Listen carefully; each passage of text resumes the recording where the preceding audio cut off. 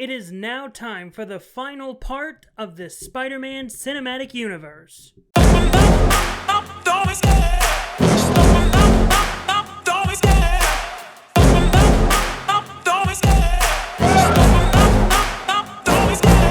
love the chase and the hunt, and I set the pace when I'm running. I always take what I want and I always give it 100. Don't need a bank, no I'm funded. Play the game like it's nothing. I'm always thankful for something. Don't take for granted, stay humble. Now wake up! It's time to look at the enemy. Look in the mirror and he is no friend to me. Hello everyone and welcome back to Pitch This here on the MrEliMac YouTube channel. I'm your host, MrEliMac, and today it is time for the final installment of this Spider-Man Cinematic Universe series where I'm going to be looking at the animated saga of this entire universe, the ones where I'm basically replacing Into the Spider-Verse and Beyond the Spider-Verse. But before I get into the actual idea, please be sure to hit the like button and subscribe to the channel. That way you can be up to date with all the videos I have here on the channel. Also, hit the notification bell. That way you can be notified whenever a new video like this comes your way. So let's get into the idea. So, as a lot of people know, Spider-Man Into the Spider-Verse and Spider-Man Across the Spider-Verse are very well-regarded animated movies. They are Oscar-winning and Oscar-nominated movies, and they have a very unique animation style, and I'm not taking away the animation style. What I'm really doing is changing the direction of the film, because while the Spider-Verse concept is very strong and is very good, I'm going something differently. I'm not going to have it be Spider-Verse, because the real reason why the Spider-Verse movies really work is because Miles is the main character. But because Miles is the main character in the MCU right now, I didn't want to have Miles over here in the animation realm. So I'm changing that up to where the main character and sort of the main story of these movies that are still stylized in the way that the Spider-Verse movies are stylized is Spider-Man 2099. Miguel O'Hara is the main character of these stories, and instead of it being Spider-Verse movies, it's just Spider-Man 2099 stories in that heavily stylized universe. And we're going to be starting off with the first film being Spider-Man 2099, coming out in 2018, and this film is very much serving as the origin story of Spider-Man 2099. And I know a lot of you, back when I was doing the celebration of Spider-Man back in 2022, you might have saw that I did a Spider-Man 2099 video, but I'm doing it completely different this time because I didn't want to just copy paste here, because this one is the origin story where we are going to see Miguel O'Hara becoming Spider-Man, but the main antagonist is not Brock Stone like I did in the original Spider-Man 2099 pitch that I had all the way back in 2022. This film, it is just Tyler Stone. He is the main antagonist of the film, the head of Alchemax. He's the main antagonist, with the character of Venture serving as the secondary antagonist. And Venture is a cyborg bounty hunter who is hired by Alchemax to go and get Spider-Man because of him being able to work in the genes, and Alchemax basically being like, oh, this genetic experiment worked. We need you to go get him because we know he's here and we know he came from us. And that's sort of the story. And the story really is about Miguel's conflict and hesitancy to become Spider-Man. And Miguel even finds Lila, who is an AI created by Tyler Stone that knows all of the secrets of Alchemax. I'm not 100% sure how she was originally written in the story, but in this version she is an AI created by Tyler Stone. And we would also get characters like Dana D'Angelo, who is going to serve as Miguel's love interest, and she's also trying to take down Alchemax via her journalism. Two other characters we're going to be seeing are Cochada O'Hara and Gabriel O'Hara, mother and brother of Miguel O'Hara, and they are worrying about him because of his job at Alchemax, even going as far as Gabriel being a rebellious child who is anti-corporation. And it is later revealed in the film that Tyler Stone is actually Miguel's father, so we get that dynamic as well. And Gabriel is very much someone who has been very anti-Alchemax and was very upset with his brother because Miguel was working at Alchemax. And this film is very much being like, hey, we're slowly seeing the real machinations of Alchemax. Originally Miguel was like, oh no, Alchemax is a fine company, you're just worrying about stuff for no reason. And then the story is Miguel learning about all these details, all these negative details about Alchemax, and then him being hesitant to do anything about it and him being Spider-Man because he's not Spider-Man. He's like, no, I'm not going to be Spider-Man because Spider-Man existed a long time ago during the heroic age of New York. This is Nueva York. We're not in the heroic age anymore.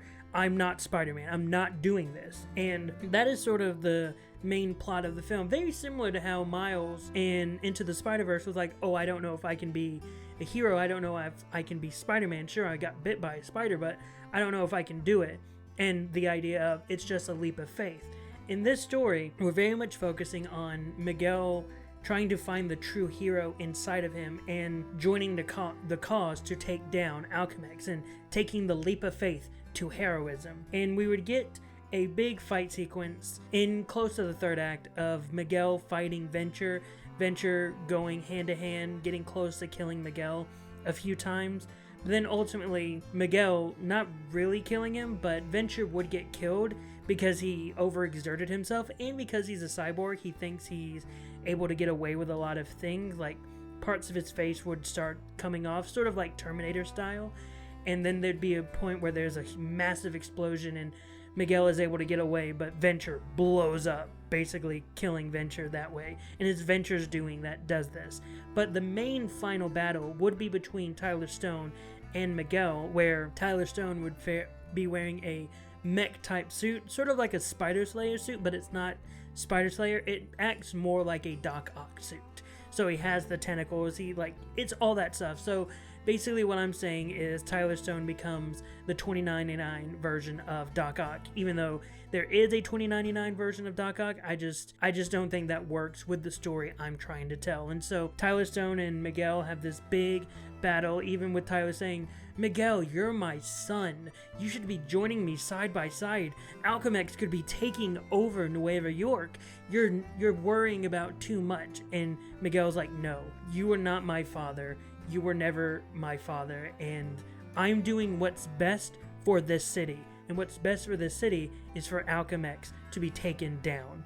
And the movie would end with Miguel being able to arrest Tyler Stone being arrested by the police, Alchemax fully being dissolved and defeated, and Miguel basically being like, okay, I need to be Spider-Man. I just proved through my work that I can be Spider-Man, and it would end with him being Spider-Man, and that would be the end of Spider-Man 2099. And then we'd move on to the second film, and also the last film we're going to be talking about in this entire series, because we don't have Spider-Man Beyond the Spider-Verse yet, so we only have the 2 films of the Spider-Verse movies, and so this would be the second one, which would be Spider-Man 2099 Dark Genesis, and it would be set 4 years after the events of the first Spider-Man 2099, with Miguel being Spider-Man, Nueva York's being cleaned up. It's not as dark and depressing. It's actually a lot cleaner now. And we would see Lila staying on as Miguel's AI, helping him with his work, helping him be Spider-Man. And Dana and Miguel would have broken up between movies. However, Dana and Miguel are still friends. It was sort of like because of him being Spider-Man caused a rift between them. So Dana was like, okay, I can't do this anymore. And Miguel was like, look, I understand. And so Miguel is continuing being Spider-Man and Dana is continuing being a journalist. And Gabriel is even going back to school.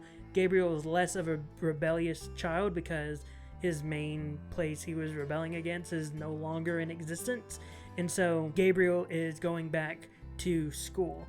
But then a new threat is rocking the city of Nueva York, and that is in the face of a character known as Pack-Rat and his entire organization.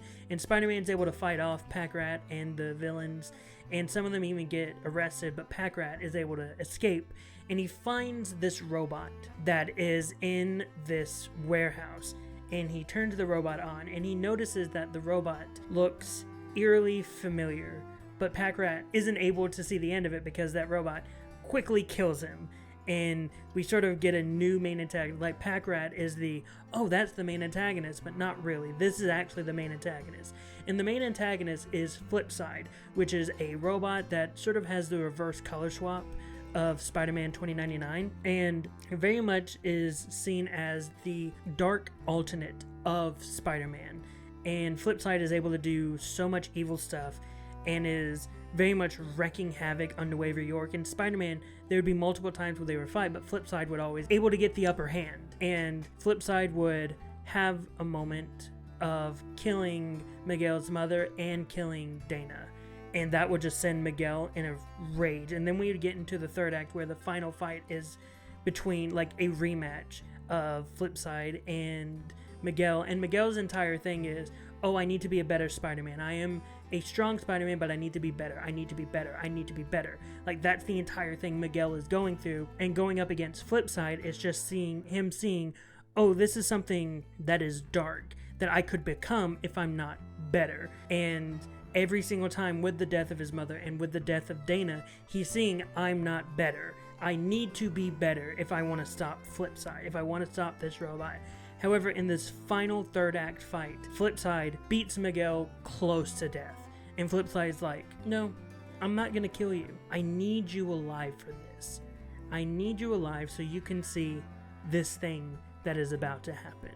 And so, like, Flipside is able to escape. Miguel is just beaten and battered, and we get a big ending, sort of like in Across the Spider-Verse, where it's like, oh, Miguel got away and is on Earth 42. Spider Society is back on the Earth where Miles is actually from, trying to look for him, and Gwen and her team are on trying to look for Miles as well. One of the moments that we see ending is Flipside just activating a thing on his gauntlet and just activating hundreds of robots, or not hundreds, but multiple robots in Nueva York to sort of start an entire war that the robots are going to be attacking Nueva York. And we see Miguel with Gabriel, because Gabriel discovers that Miguel is Spider-Man in this film. And Miguel is sort of bandaged, like he's in a lot of pain. But Miguel quickly puts the suit back on, and Gabriel's like, no, you can't go out there. They're gonna kill you. You can't do this. Flipside's proven that he can beat you multiple times. You can't do this. And Miguel's like, look, I'm Spider-Man. I gotta do this. And it ends with Miguel swinging off, and we cut to black, basically setting up that the third film is going to be all about Miguel going up against this robot army, and Flipside still being the leader of it. But I'm also hinting, because there's so many different robots out there, that Flipside just can't have activated it on his own. So I'm hinting at the fact that there is another antagonist behind the scenes controlling Flipside as well. But that is the pitch for the 2 Spider-Man 2099 films, and that is the end of the Spider-Man Cinematic Universe and the pitch series. So what were your thoughts on this entire series? I really would love to hear your thoughts on all of this. Also, please hit the subscribe button. I want to try to get the 500 subscribers. Share this over to your friends that you think they might like, and I would love to hear their thoughts. Also, if you are wondering what I'm planning for next week, I don't know yet, because I've been so focused on the Spider-Man Cinematic Universe idea that I haven't fully wrapped over my brain on what's next. So trust me, you'll find out what's next when that video drops.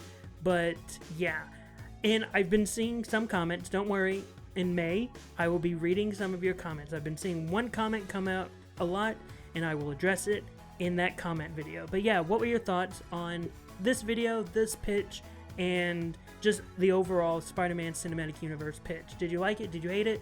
Were you indifferent to it? Whatever your thoughts, post them in the comments down below. And again, don't forget to hit the like button. Helps me in the algorithm. And subscribe to the channel. That way you can be up to date with all the videos I have here on the channel. Also, hit the notification bell. That way you can be notified whenever a new video like this comes your way. But until then, I've been Mr. EliMac. You've been the audience. And I hope you all remember to have a great rest of the day.